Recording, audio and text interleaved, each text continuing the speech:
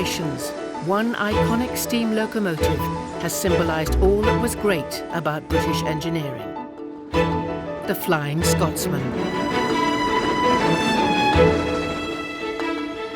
Designed by one of Britain's most gifted railway designers and built by a team of skilled workers, the Flying Scotsman was a perfect example of British craftsmanship at its best. It's a very, very lithe, handsome machine. It looks like a mechanical racehorse, and that, of course, is what it was. In an age when British engineering had so much to be proud of, the Flying Scotsman was a record breaker. The first steam engine to reach 100 miles an hour, the first to run non-stop between London and Edinburgh, and the first to star in its own feature film. It's a magic locomotive.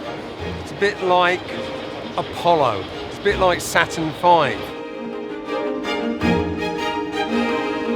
Such was the love affair with the Flying Scotsman that even after steam was replaced by more modern technologies, it defied all expectations and survived. It was rescued 3 times by 3 different millionaires. The whole idea of buying an express passenger locomotive from British Railways was something completely new. Nobody had ever done it before. This is the story of that remarkable adventure, from Flying Scotsman's first days in the spotlight to a last-minute escape from the breaker's yard. A 90-year journey that captured the hearts of a nation.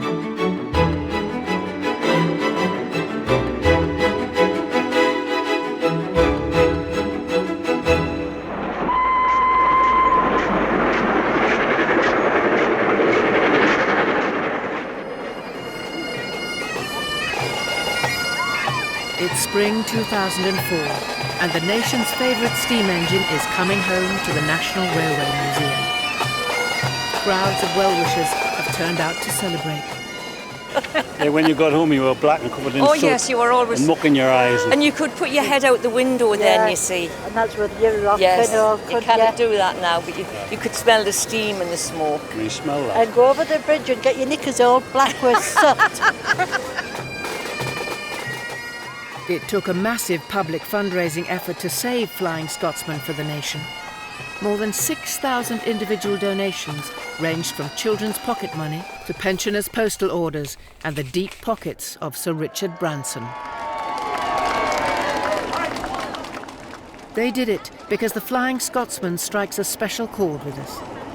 For lots of people, Flying Scotsman is a part of what makes them British. For many, it's simply part of the nation's DNA. And it's been like that from the beginning.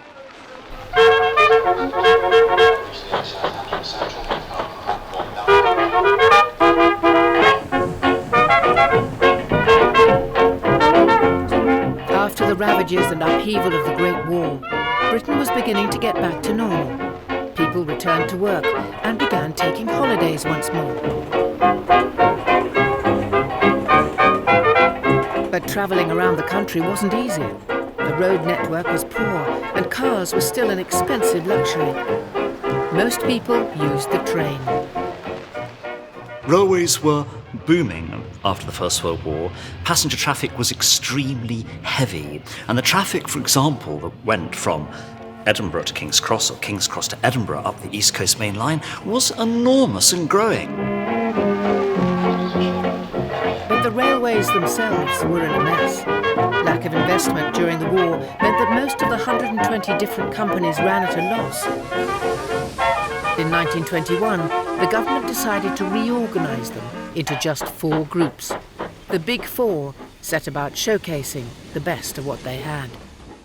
The railways realised very early on in their history that they could make what might to some people seem quite an unattractive journey much more attractive by giving it an evocative name, and by the 1920s this had really reached a fine art. The Great Western Railway had its Cornish Riviera, the London and Midland Scottish had its Royal Scot, the Southern Railway had the Golden Arrow, but the most famous, the most evocative of all was the London and North Eastern Railway's Flying Scotsman. The London North East Railway began operating 6,500 miles of track on January the 1st, 1923. Its chief mechanical engineer was a young locomotive designer, Nigel Gresley. The son of a vicar, he was educated at the exclusive Marlborough College, and he began his career as a premium apprentice in the enormous engineering works in Crewe. Just 43 when he took over the reins at the LNER, he became responsible for almost 8,000 locomotives, ranging from small shunting engines to powerful expresses. However, the LNER board thought none were powerful enough to pull the increasingly long and heavy trains on the London to Edinburgh route. Gresley planned to solve the problem by designing a new class of super locomotive. They would be bigger and more powerful than any locomotive ever seen in Britain. And they would be built here at the LNER's main railway engineering works in Doncaster. In the 1920s, more than 4,500 people worked on this site. And Doncaster wasn't unusual. Britain was still a world leader in heavy engineering. Towns like Derby, Swindon and Crewe were dominated by massive railway engineering works. They all employed thousands of skilled men. Peter Tuffrey has spent years researching the world of the Doncaster plant works. There would be lots of locomotives all lined up here, all waiting to go into the Crimsel repair shop for what was called heavy general repairs. They would come out and they would go into the paint shop here and they would be painted, lined, and they would look new and pristine and go out onto the main line to do their work. Most of the original plant works have been demolished, but the erecting shop is still here. Used these days to repair engines. In the 1920s, it's where they assembled them. The LNER, like the other railway companies, was proud of its engineering tradition and employed a full-time photographer here. What a great job it must have been, coming every day to photograph locomotives. Sort of job I would have liked that. You would always recognise the foreman because he would be generally a portly sort of guy with a bowler hat. And all the workers would be wearing flat caps and he would be watching you. And one thing that does shock me is how young some of the workers are. They would be 13 and 14 perhaps. That's quite alarming for us today, I think, considering the dangers that you would find in working conditions here.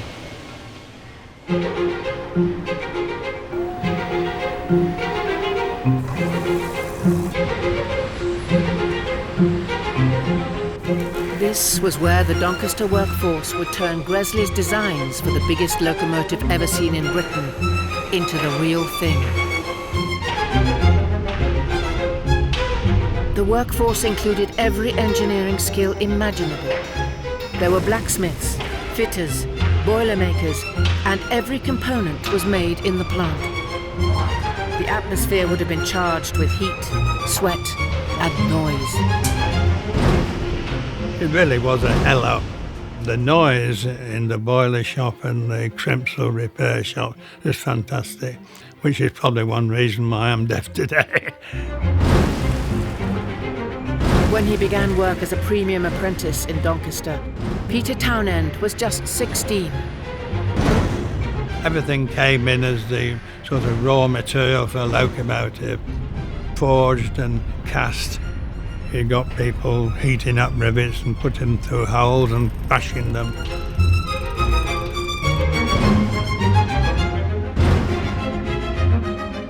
It was out of this cauldron of heat and noise that the third of Nigel Gresley's new class of super locomotive emerged on the 7th of February, 1923. Reaction to it, strikingly, from the men is this is colossal. This is an enormous machine. And not only is it enormous, but for the first time, the driver's been thought of, and all the controls are easily to hand. And behind the controls was an enormous firebox with a 40-foot square grate. The scale of the fire it produced made sure the engine could maintain steam pressure over long distances. But it wasn't just size that distinguished this new class of locomotive from what had gone before. The wheel arrangement was completely new. The most powerful locomotives in the LNER fleet had a wheel arrangement of 4 leading wheels, 4 main driving wheels, and 2 trailing wheels under the cab. This 442 wheel arrangement was known as an Atlantic class. Gresley put 2 extra driving wheels in his new engine and an extra concealed piston to drive them. It was called a Pacific class. By February 1923, the 3 new LNER Pacifics went to work pulling the heavy trains on the Flying Scotsman route between London and Edinburgh.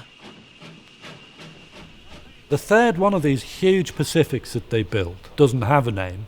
It runs around the network and it does the normal work that they wanted to do. And then along comes this invitation from the British Empire exhibition to put on a big display in what is the biggest exhibition the world has ever seen.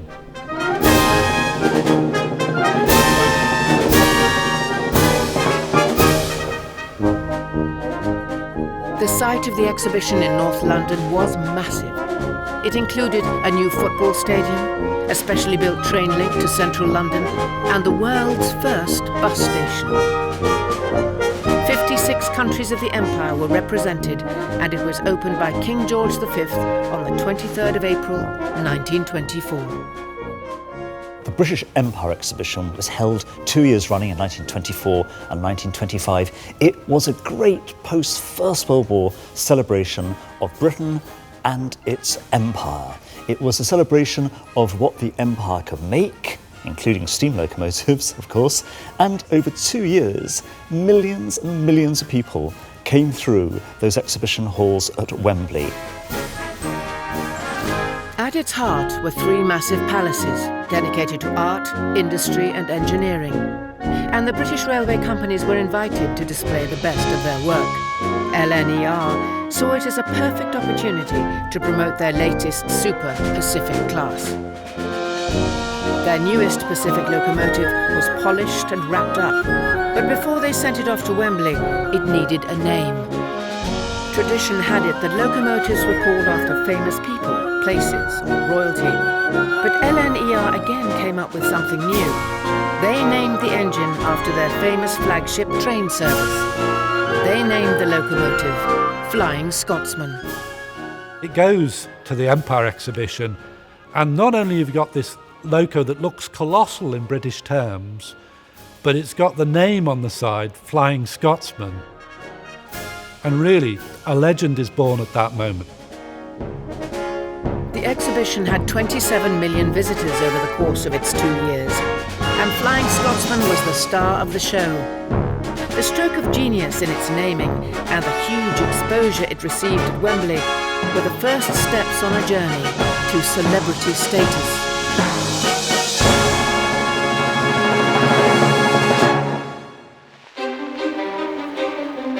Flying Scotsman went back to the job of pulling trains from London to Edinburgh. But competition for rail passengers was intense, and the LNER was constantly searching for new ways to outdo its great rival, the London Midland Scottish Railway, which ran a daily service from London to Glasgow, the Royal Scot.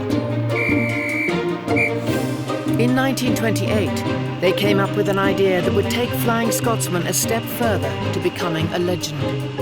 It would star in an attempt on a world record. Well, in Gresley's Pacifics, we have, for the first time, locomotives with the power and the stamina to run all the way non-stop from London to Edinburgh. And the marketing department quickly realised this and decided they wanted to make use of that capability. It would be a daunting challenge. No railway company in the world had ever managed to run a train non-stop over 390 miles. But there were aspects of Flying Scotsman's design which would help. The boiler could produce tremendous power. It was large enough to be able to feed 3 cylinders with steam at full pressure and for long periods. The limitations weren't technical. The locomotives could carry enough coal, they could pick up water en route. The problem was that to ask a driver and fireman to run that locomotive all the way from London to Edinburgh was pushing the limits of human endurance if it wasn't downright dangerous. Normally, the train would stop at a station and a second crew take over, but this was different. Because the journey was going to be non-stop, a second crew would need to be on the train from the outset. The problem Gresley had was that you have your first crew here in the cab of the locomotive, you have the replacement crew here in the first coach, and on normal tenders you can't get them across. Gresley's genius was to put a corridor through the tender. He designs this, and famously he checks it out by putting some chairs along the side of his dining room, and one of his daughters discovers him sort of squeezing along, because he's quite a big bloke, squeezing along behind these chairs. And he says, well, you know, if I can get through here, my crews can get through here.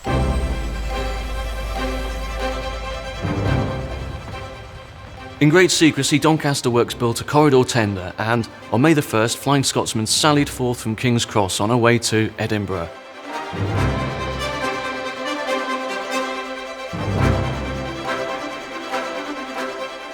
It was a momentous day for everyone.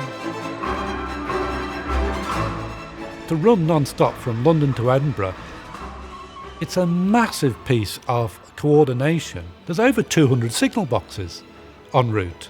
You only need one of those signalmen to pull the signals to red, and you stop. And they don't stop. They completed the 390-mile journey in just over 8 hours, 12 minutes ahead of schedule.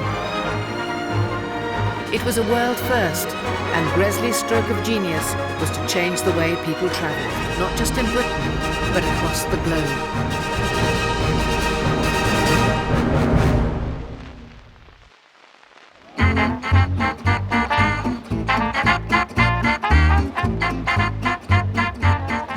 The non-stop run had been a huge triumph for Flying Scotsman. It had its first world record, and its reputation was growing.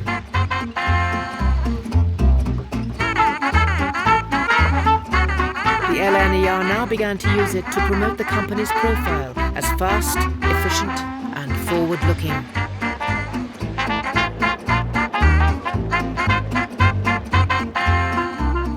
The man behind the strategy was the head of advertising, Cecil Dandridge.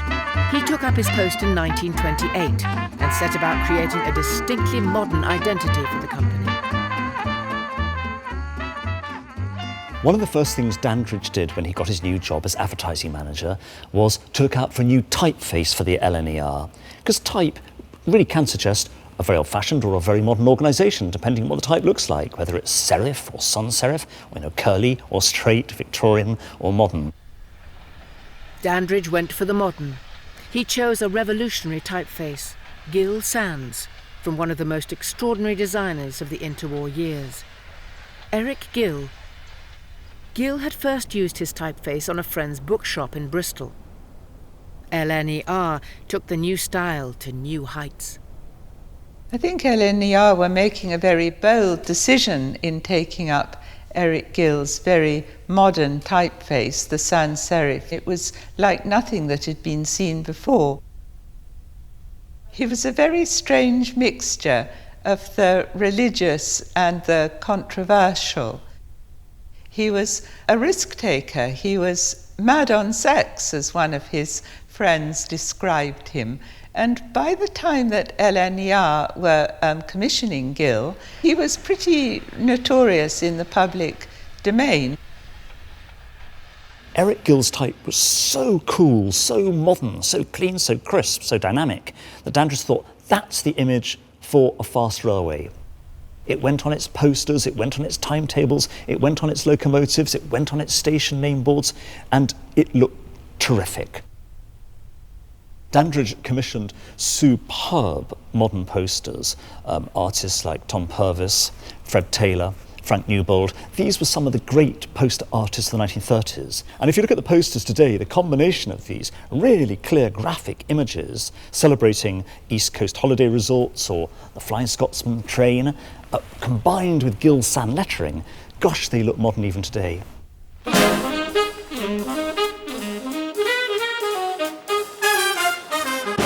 Dandridge and his team were using Flying Scotsman to create a brand based on style and speed.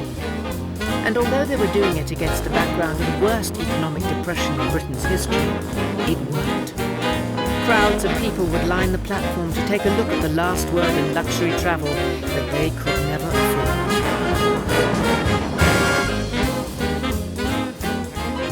afford. It was glamour, style, service. Cocktail bars, cinema, coaches showing newsreels, hairdressers.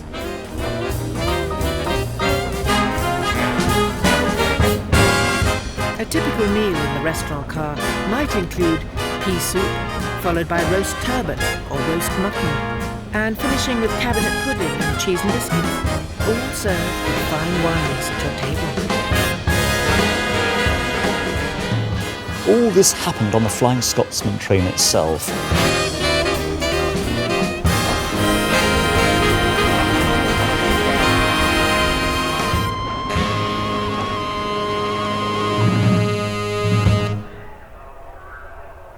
By the late 1920s, the public's love affair with Flying Scotsman was well and truly established, and was enhanced in 1929 when the locomotive achieved another first.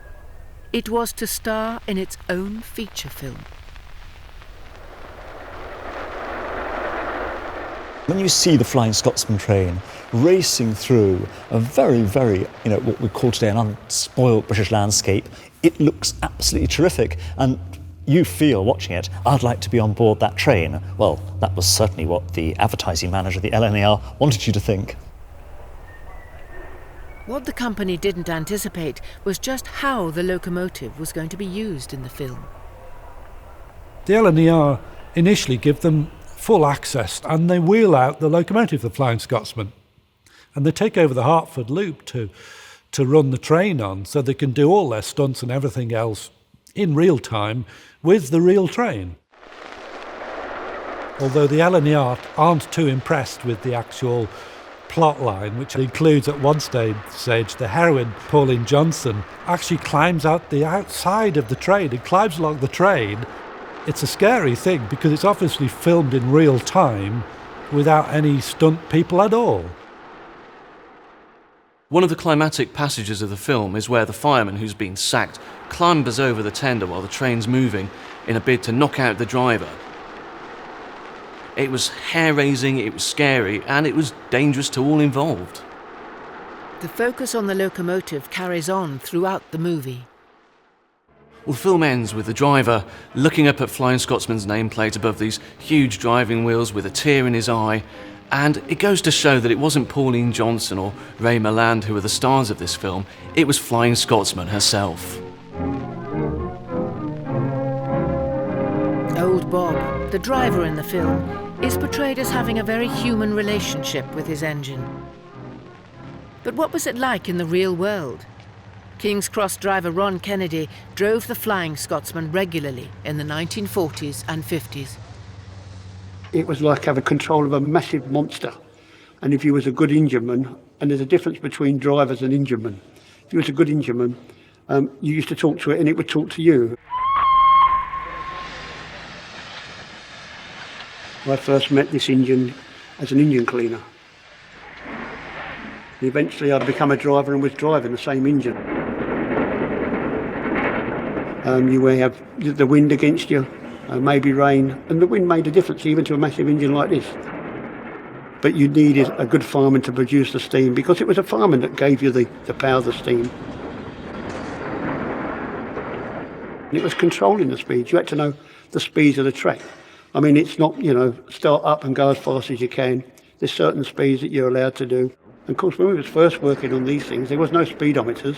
Drivers never had watches to see the time. You had to look at the clock on the station or look at the clock in the signal box as you run past to know the time.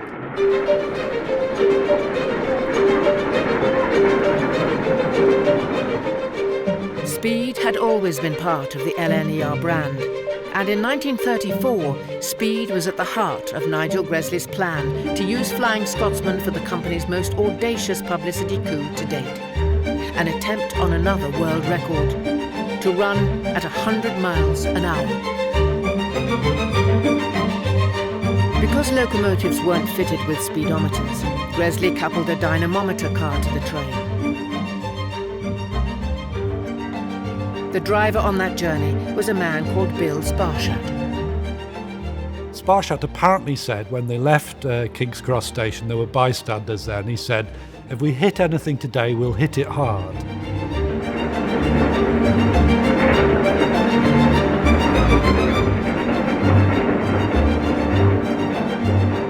Speed started to rise. 80, 85, 90, 95.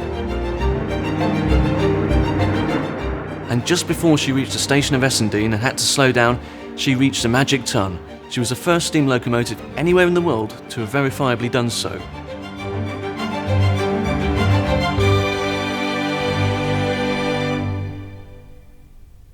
The driver and fireman arrived at King's Cross to a celebrity welcome.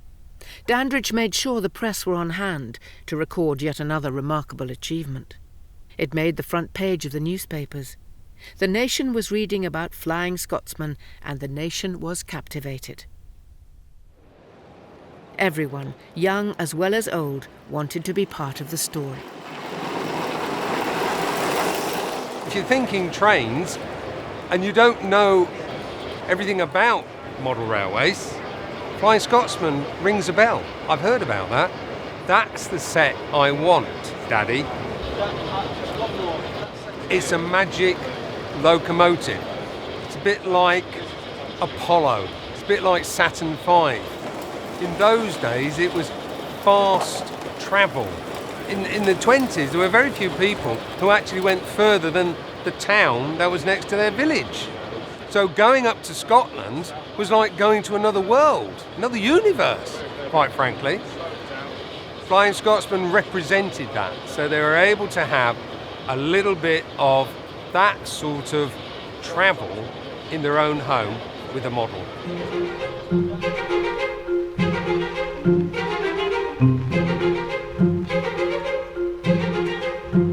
Models of Flying Scotsman helped spread its reputation across the country. Toy manufacturers like Hornby and Bassett Lope quickly found the Flying Scotsman became their most popular product. They were manufacturing replicas using technologies similar to those that had been used to build the real thing.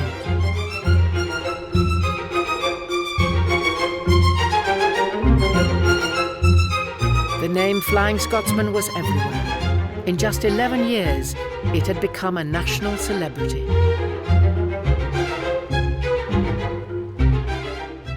Flying Scotsman was the fastest steam locomotive in the world. It could run at 100 miles an hour.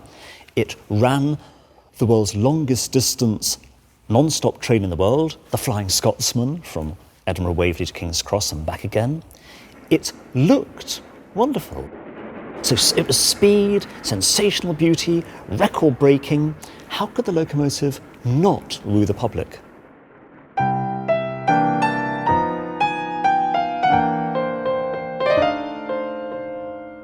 But celebrity status is nothing if not fickle.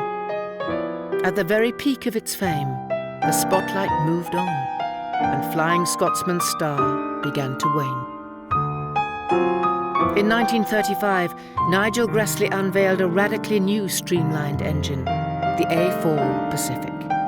3 years later, one of them, Mallard, would run at 126 miles per hour, eclipsing Flying Scotsman's record. But by September 1939, there were more pressing concerns. Britain, once again, was at war. World records and glamorous travel were forgotten. Flying Scotsman, along with the rest of Britain's fleet of steam engines, was put to work in the service of the country and largely ignored.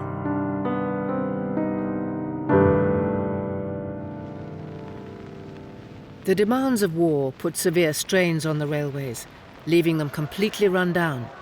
And in 1948, they were nationalised. The LNER disappeared, and Flying Scotsman acquired a new owner, British Railways, and a new number. Then, as Britain moved into the 50s, an economic boom put money into people's pockets, and consumer spending began to change the way they lived. Changes in travel were part of the revolution. the railways faced a new and potentially lethal competitor.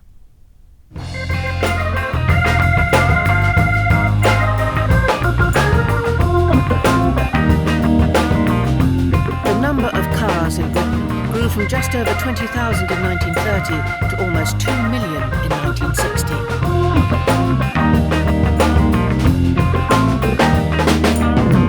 1959 was a key year.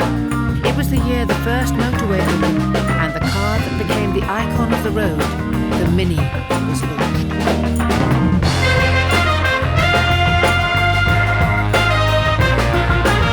The road offered a freedom that the railway couldn't match.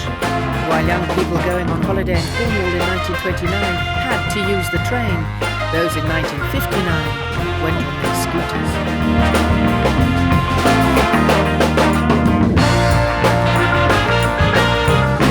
The consequences for Britain's railways were enormous.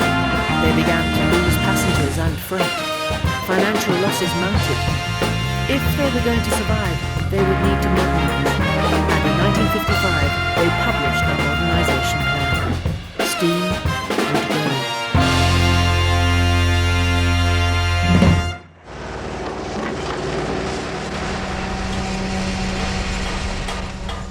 For Flying Scotsman, this was a death sentence.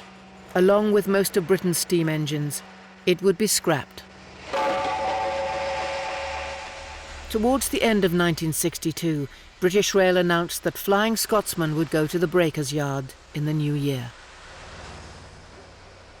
The locomotive had been around for 40 years, but this was a defining moment in its history. A group called Save Our Scotsman tried to buy it, but couldn't get near British Rail's asking price of £3,000, £50,000 in today's money. Then at the 11th hour, in stepped a very rich steam enthusiast, Alan Pegler. Alan Pegler was the son of a wealthy industrial family in Nottinghamshire, and from a very young age he was obsessed with railways. And when he acquired a private pilot's licence, aged just 17, he used it to chase trains, always his beloved LNER. In the war, he flew Skua dive bombers for the Fleet Air Arm, and after the war, he found himself trying to run Northern Rubber, his family company, which effectively ran itself, so he found himself in an office, staring out of the window at the railway, with not a great deal to do. Alan Pegler had known Flying Scotsman from the beginning. After the First War, the early 1920s, that engine, Flying Scotsman, was on exhibition at Wembley. And I was taken by an uncle or somebody or other to that exhibition, sat in the driver's seat of that engine, and it was to me a tremendous thrill, and I got a great kick out of all that. Alan Pegler had been involved in railway preservation from the early 1950s. When he heard that Scotsman was about to disappear, he dug deep into his pockets. He bought it. If nobody was going to do anything about it, I wanted to, because it seemed to me to be quite wrong that this famous class of engine should all get scrapped. I can remember when my father bought the engine. I was 9 years old, and he came upstairs and he sat on my bed and he said, "Today I bought a steam engine." And he was sparkling. He really was. It was like a little boy who had just been out and bought a great big toy. The whole idea of buying an express passenger locomotive from British Railways was something completely new. Nobody had ever done it before. It would be like going to British Airways today and asking to buy a jumbo jet off them. It was an astonishing notion, and probably only Alan Pegler could have done it. It was January 1963. In 40 years of service, the nation's favourite locomotive had covered millions of miles pulling an express passenger train, achieved 2 world records, and by the skin of its teeth, survived the breakers' yard. Waving it on to the next stage of its career, the crowds must have wondered what Alan Pegler had planned for it. He planned to rebuild the legend of the Scotsman. He began by taking it back to Doncaster and restoring it to its LNER livery. The locomotive went into a shed at the old plant works and emerged 3 weeks later transformed, with its original apple green coat and its old number, 4472. Then he commissioned its portrait. Flying Scotsman is having her portrait painted by Terence Cuneo. This is just a sketch for the oil painting, and Terence Cuneo works from that back in his studio. Looks terrific, doesn't she? She did. This TV programme, narrated by Johnny Morris, one of the 60s most popular voices, showed that Pegler had inherited all the LNER skills in keeping Flying Scotsman in the public eye. He had an agreement with British Rail that gave Flying Scotsman unique access to the rail network. From 1963 until 1968, he used the agreement to the full. Well, very nice to be in on time and greeted by such a good crowd. There is nothing at all in the world like riding on a steam locomotive at speed. I think anybody who's been lucky enough to do it would admit that. He started to send the locomotive on rail tours all over the country, and in doing so, he brought Flying Scotsman to an entirely new audience of people who'd never seen it before. Crowds thronged the line side. People put pennies on the rails for Flying Scotsman to crush. Everyone wanted a memento, everyone wanted to see it. I say, just look at the crowd. It's a bit embarrassing, isn't it, to be gawped at so early in the day? Come on, let's push on and make way for that ordinary-looking thing that's rattling up behind. All right, we're moving. There's something almost wonderfully comic about Flying Scotsman running on British Railways in the 60s. This engine brought back to its 1920s condition, and it was like, it's like a snub to the Beeching era management, who really were white heat of technology merchants.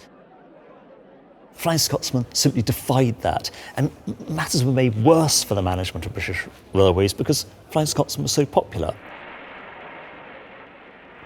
You know, you can't turn engines round like you used to, can't you? No. Turntables are dying out. Oh, because these diesel things can be driven from either end. They don't need to be turned round. Exactly. You know, all the fun is going out of life. I mean, this is one of the railway's best bits of theatre. It's better than the revolving stage at the London Palladium.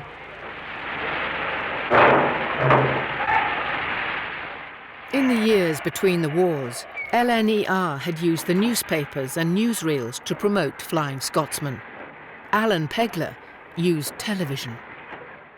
He knows what he's got, and he starts rebuilding the legend of Flying Scotsman because he immediately engages a professional PR company based in London, and they're easily as good as the LNER people were in the 20s. And you can see this from the kind of media they get.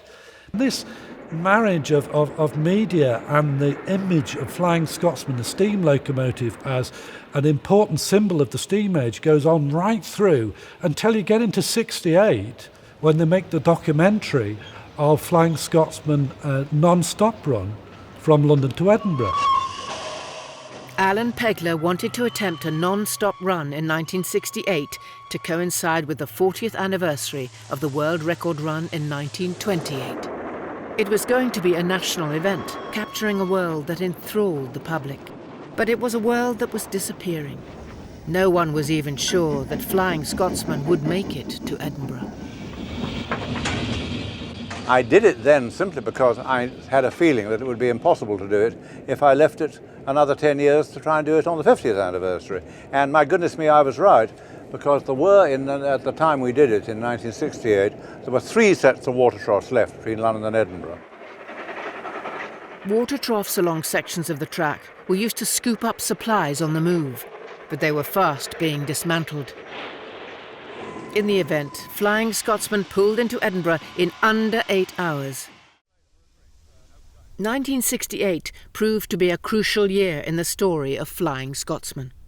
Alan Pegler had saved the engine, and with the media in his wake, he'd had a ball taking it around the country.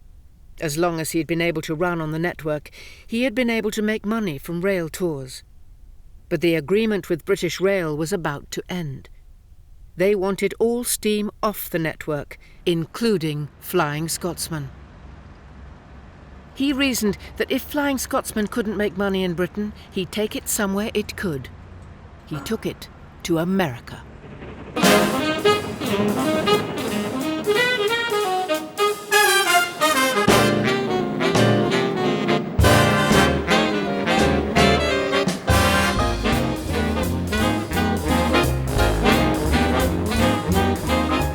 There'd been a long tradition of British Railways sending their flagship locomotives over to the States for exhibitions.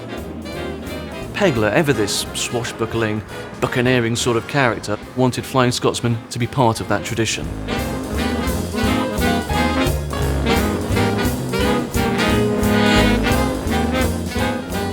He planned a 3-month tour around the East Coast states and won official support. The government and British exporters were more than happy to have this iconic locomotive showcase the best of British industry. There were some big names on this tour. Lloyds Bank, BP, Pretty Polly Tights, the Royal Shakespeare Company. The brewer Watneys converted an old observation car into a mobile tavern called the Fireman's Rest. It was almost like a travelling circus, complete with a bevy of mini-skirted, glamorous girls, and Alan Pegler acting as ringmaster.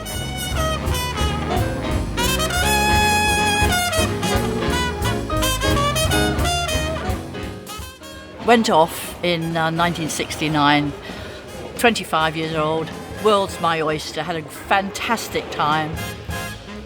People didn't travel as much as they do today, so to go on a locomotive, a steam locomotive in America and get paid for it, wonderful.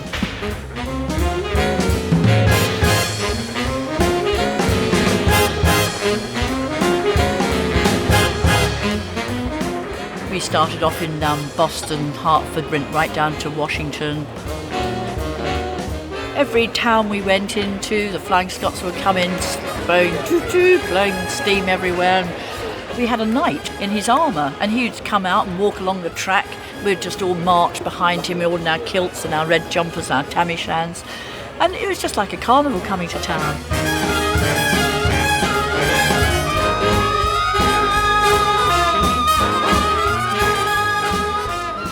And then, of course, everybody wanted to meet us, so you're signing autographs, and then we'd set up our stall on the side of the platform, and then people would come and buy our memorabilia. The people that came to meet the train, I mean, we used to have hundreds of people, hundreds. You'd never believe how many people actually came to see this locomotive.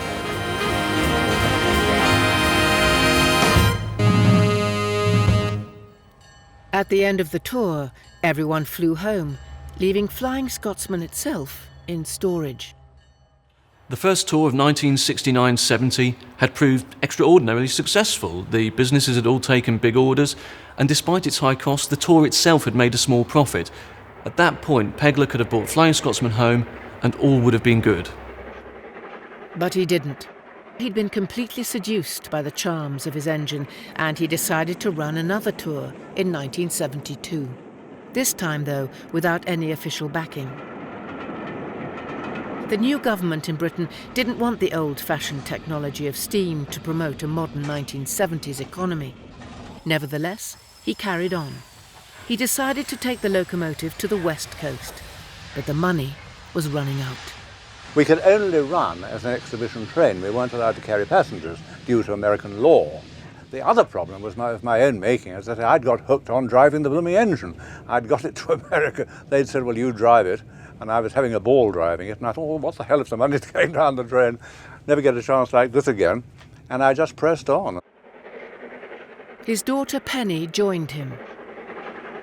She witnessed firsthand the drain on her father's finances. I went all the way around the Great Lakes, all the way across North America and down to San Francisco. But by then, money was starting to run out, so we were not in the grand hotels, and we were in slightly less less expensive hotels, and at the end we were in sleeping bags crossing the Rockies. With hindsight, I would say one was balmy to have gone to America at all at that time. It was just the time when the Americans, were getting up to their necks with Vietnam. It was just the time that the Penn Central Railway was going bankrupt, on whose tracks we were running for the first 600 or 700 miles. And all those things contributed to the fact that life got jolly difficult.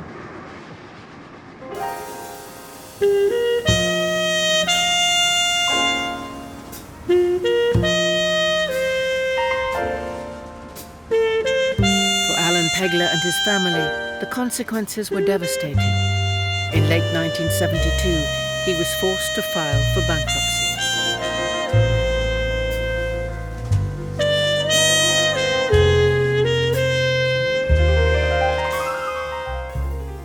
The bankruptcy was a very difficult time for us both, of course. Everything was sealed and then auctioned. Everything went. We had nothing. And my father and I never, ever, ever had cross words about it. I mean, that was what he'd done. He'd lived his passion. It was wonderful. I'd had a fantastic time. We had wonderful, wonderful memories. He'd saved this incredible engine. And that was the story.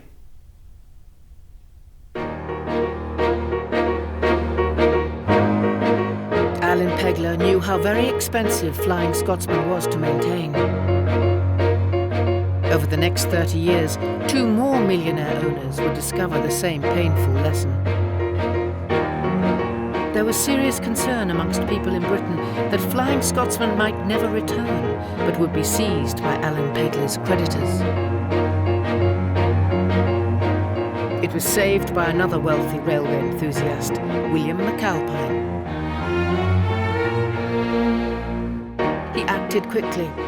Helped by the US tour manager George Hinchcliffe, McAlpine paid off the creditors, and by February 1973, he'd got it back to Liverpool. My thinking was that if so many people in this country loved her, that the thing must be able to earn enough money to keep itself. He ran it for more than 20 years, but was acutely aware of the cost of its overhauls.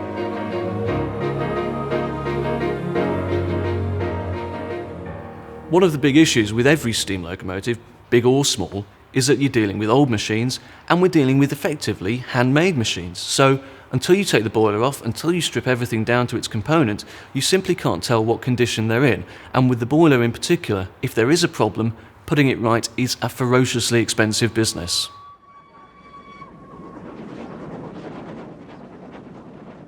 When she's bounding along, she really looks like a living thing.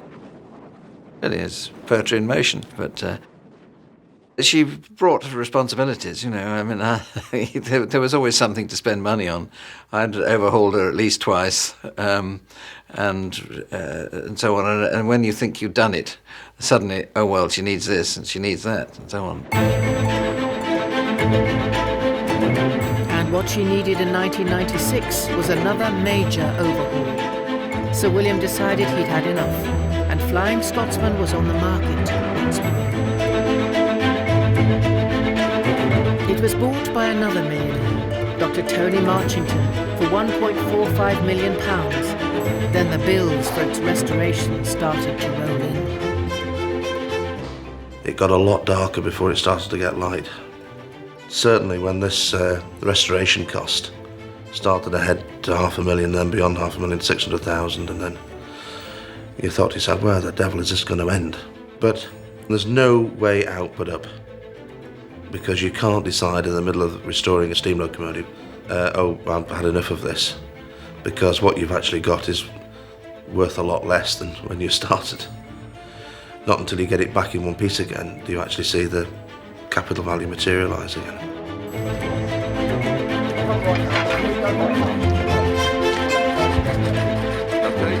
The overhaul took 4 years and cost £750,000. It made money for 4 years until Flying Scotsman Enterprises went into receivership in 2004.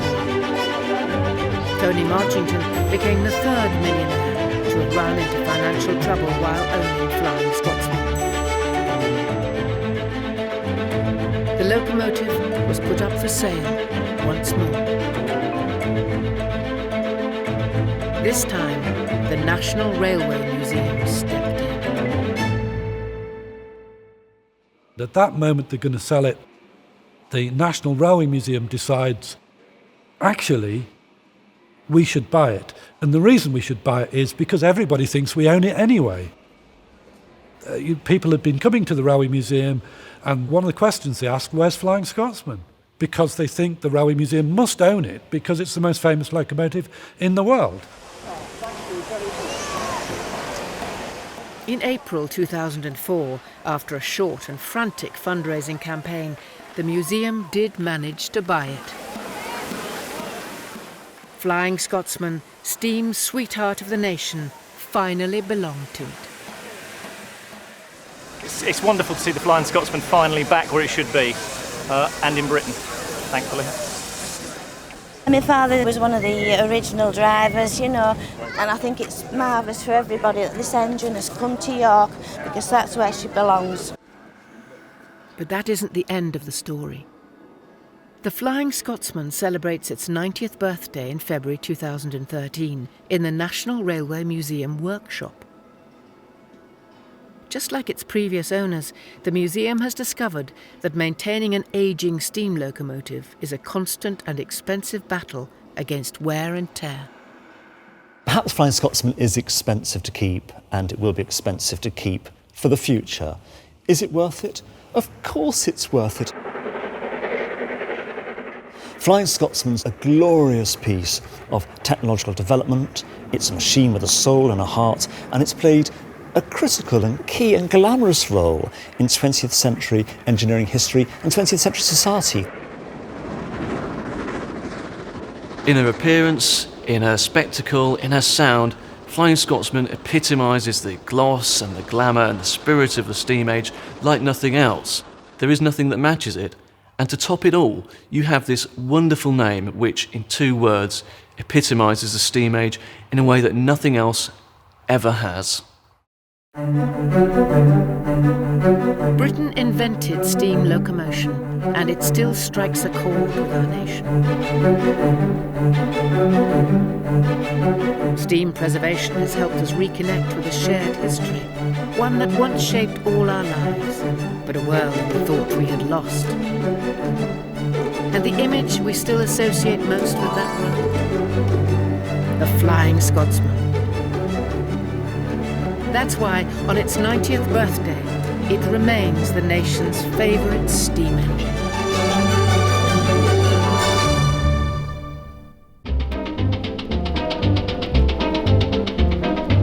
I get blue when I hear the wheeze of the choo-choo. I want you to go too with me on the choo-choo. Forget cares and let go of your troubles and blues. Let's be gay on our way, let's get on the choo-choo.